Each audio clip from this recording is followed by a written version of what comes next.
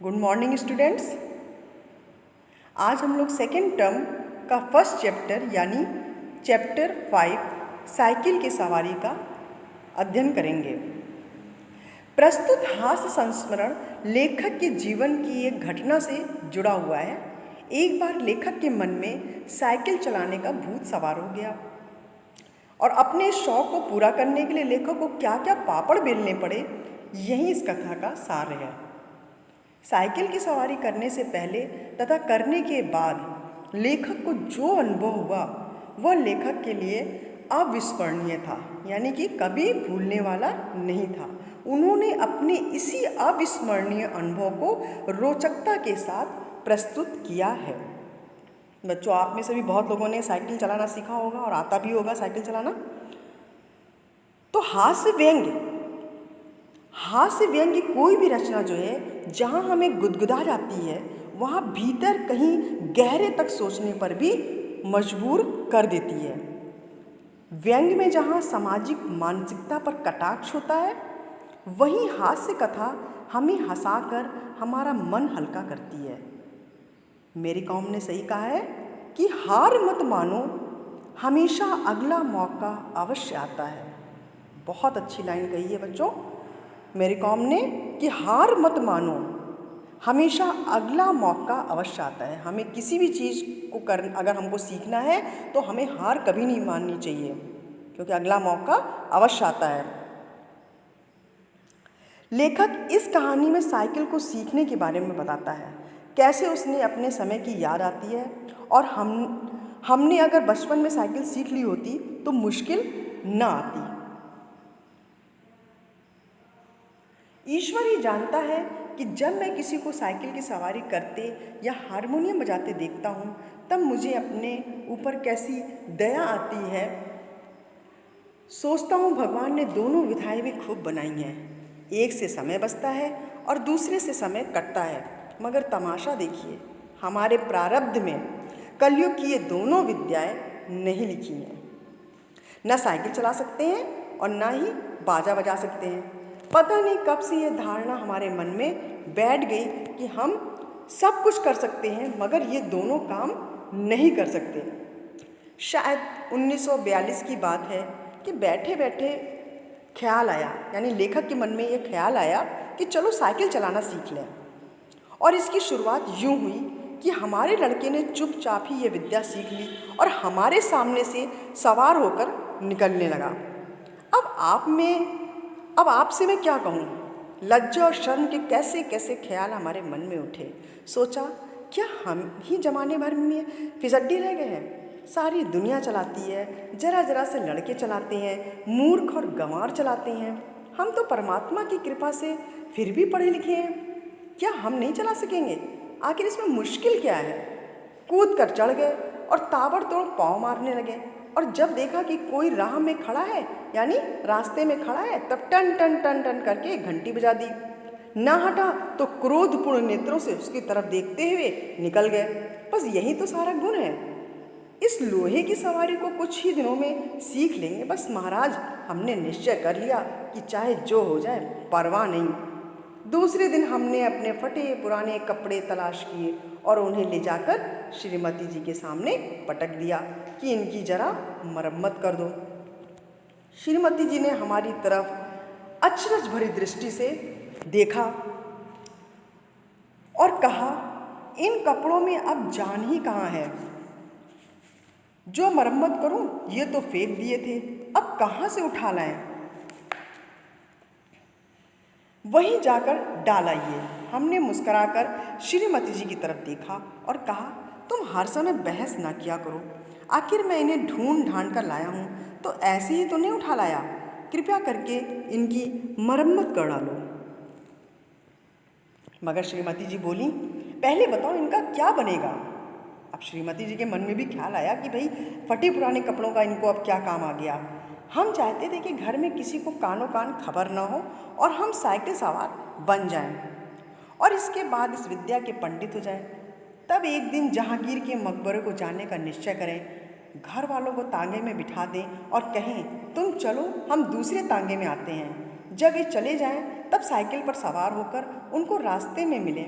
हमें साइकिल पर सवार देखकर उन लोगों की क्या हालत होगी।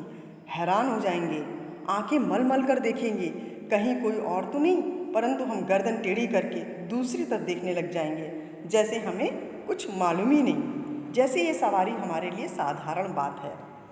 झक मारकर बताना पड़ा कि रोज़ रोज़ तांगे का खर्च मार डालता है, इसलिए साइकिल चलाना सीखेंगे। श्रीमती जी ने बच्चों को सुलाते हुए हमारी तरफ देखा और मुस्कुरा कर बोली, मुझे तो आशा नहीं कि आपसे यह बेल मेड़ पर चढ़ सकेगी। खैर, यत्न करके देखिए, यानी प्रयास करके देखिए, मगर कपड़ों का क्या बनेगा। उनकी श्रीमती जी ने पूछा कि जो आप कपड़े ला के दिए हैं, इन कपड़ों का क्या बनेगा। हमने जरा रोब से कहा, आखिर बाइसिकल से एक दो बार गिरेंगे या नहीं, और गिरने से कपड़े फटेंगे या नहीं। जो मूर्ख है वे नए कपड़ों का नुकसान कर बैठते हैं, और जो बुद्धिमान है वे पुराने कपड़ों से काम चलाने, क्योंकि लेखक के मन में ये डर था ना बच्चों कि अगर हम साइकिल चलाएंगे तो गिरेंगे तो है ही है, और गिरेंगे तो हमारे कपड़े फटेंगे और गंदे भी होंगे। इसलिए उन्होंने जो फटे कपड़े थे उसको उन्होंने सिलने को कहा। मालूम होता है हमारी इस युक्ति का कोई जवाब हमारी पत्नी के पास न था।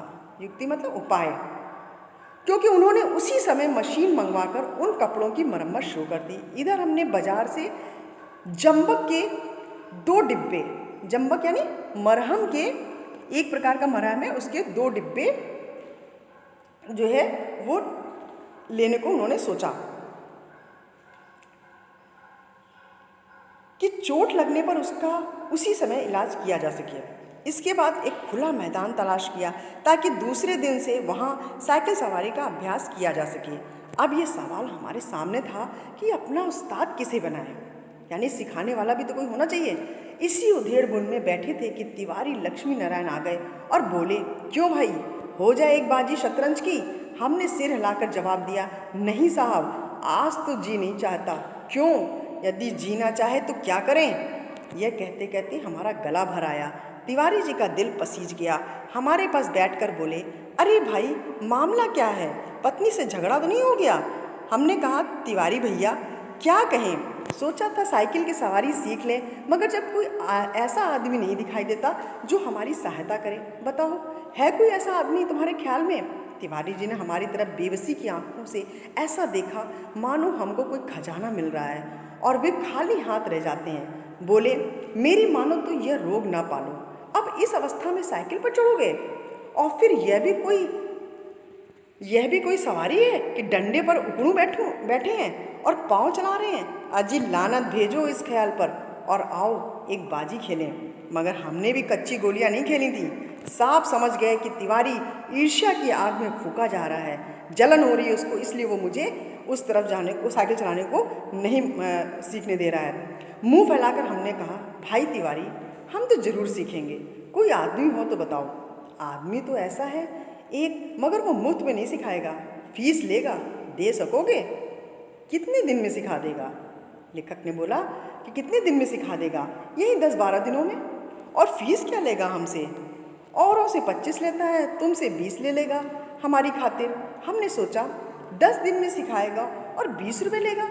10 दिन 20 रुपये, 20 रुपये 10 दिन, अर्थात 2 रुपया रोज़ाना, अर्थात 60 रुपये महीना, और वो भी 1-2 घंटे के लिए। ऐसी 3-4 ट्यूशनें मिल जाए तो 250-300 रुपया महीना हो गया। हमने तिवारी जी से इतना ही कहा कि जाकर मामला तय कराओ, मगर जी में खुश हो रहे थे कि साइकिल चलाना आ जाए तो एक साइकिल प्रशिक्षण विद्यालय खोल देंगे, जिससे 300-400 रुपये मासिक की आमदनी होगी। श्रीमती जी बोली, तुम्हारी इतनी अवस्था हो गई है, मगर ओझापन ना गया। पहले आप तो सीख लो, फिर विद्यालय खोल लेना। मैं समझती हूँ कि तुम सीख न सकोगे, दूसरों को सिखाना तो दूर की बात है। हमने बिगड़ कर कहा, यह तुम में बड़ी बुरी आदत है कि हर काम में टोक देती हो। हमसे बड़े बड़े सीख रहे हैं तो क्या हम ना सीख सकेंगे? और पहले तो शायद सीखते या ना सीखते, मगर अब तुमने टोका है तब जरूर सीखेंगे। तुम भी क्या कहोगी? श्रीमती जी बोली, मैं तो चाहती हूँ कि तुम हवाई जहाज चलाओ। यह साइकिल क्या चीज़ है, पर तुम्हारे स्वभाव से डर लगता है। एक बार गिरोगे तो देख लेना, साइकिल वहीं फेंक फाँक कर चले जाओगे। इतने में तिवारी जी ने बाहर से आवाज़ दी। हमने जाकर देखा तो उस्ताद साहब खड़े थे। हमने शरीफ विद्यार्थियों के समान श्रद्धा से हाथ जोड़कर प्रणाम किया और चुपचाप खड़े हो गए। तिवारी जी बोले, यह तो 20 पर मानते ही नहीं ना थे, बड़ी मुश्किल से मनाया है, पेशगी लेंगे, कहते हैं पीछे कोई नहीं देता। अरे भाई, हम देंगे। दुनिया लाख बुरी है, फिर भी भले आदमियों से खाली नहीं है। यह 20 रुपया चीज़ ही क्या है, हम अपना धर्म लाखों के लिए भी ना गंवाएंगे। बस एक बार हमें साइकिल चलाना सिखा दें, फिर देखो इनकी क्या क्या सेवा करते हैं। मगर उस्ताद साहब नहीं माने, बोले फीस पहले लेंगे, और यदि आपने नहीं सिखाया तो फीस लौटा देंगे, और यदि फीस ना लौटाई तो। बच्चों, आज हम लोग इतना पढ़ते हैं, नेक्स्ट हम लोग अगले दिन पढ़ेंगे। आगे की स्टोरी जो है, आगे की जो कहानी है वो हम लोग अगले दिन पढ़ेंगे। आज के लिए इतना है। बहुत इंटरेस्टिंग है और बहुत अच्छा लगेगा। आगे भी हम पढ़ेंगे तो मुझे भी अच्छा लगेगा, और आप लोग भी जो है एक बार इस चैप्टर को ज़रूर रीड करिएगा। ठीक है, okay, thank you so much बच्चों।